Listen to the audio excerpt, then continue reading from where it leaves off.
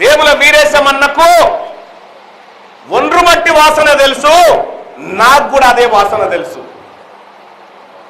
ఆయన ఎన్ని కష్టాలు పడి, ఎన్ని నష్టాలు పడి, ఎన్ని నిర్బంధాలను ఎదుర్కొని ఇవాళ నకరికల్ గడ్డ మీద మీ అందరూ ఛాతి విరిచి నా అన్నాని చెప్పుకునేటువంటి స్థాయికి ఎదగగలిగిందంటే రేపు పొద్దుగాల మీరు ఆ బిడ్డ పైన పెట్టుకున్నటువంటి నమ్మకాన్ని ఈ తీన్మార్ మల్లన్న కూడా సంరక్షించి కాపాడి అదే నమ్మకాన్ని నిలబెడతానని మా అన్న సాక్షిగా చెప్తా ఉన్నా, నా అమ్మ నాన్న సాక్షిగా కూడా చెప్తా ఉన్నా. సోదరులారా, మీరు గ్రామాలలోకి పోయి 14,800 ఓట్లు ఈ పట్టభద్రుల ఎమ్మెల్సీ ఓట్లున్నాయి.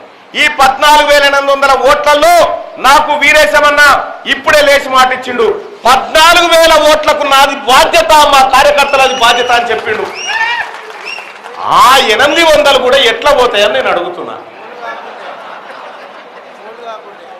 పోలు కాకుంటేనా? సోదరులారా, ఎందుకు పోతాయి? పోకూడదు కదా. ఇది నకరేకలు, ఇది వీరేశమన్న అడ్డ.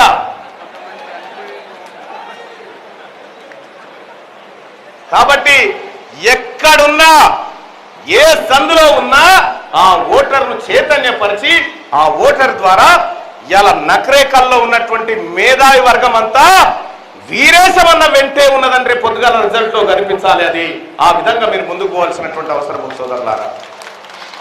ఇంకా అనేకమైనటువంటి సమస్యలు నేను వస్తున్న క్రమంలో నా ముందున్నాయి. ఇదే పల్లా రాజేశ్వర్ రెడ్డి ఎమ్మెల్సీగా ఉండంగా,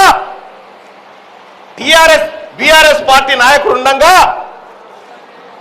317 జీవో తీసుకొచ్చిర్రు. 317 జీవో తీసుకొస్తే భార్యో చోట భర్తో చోట అసలా కుతలమైపోయి ఉద్యోగస్తులంతా నానా యాత్ర పడతా ఉన్నారు.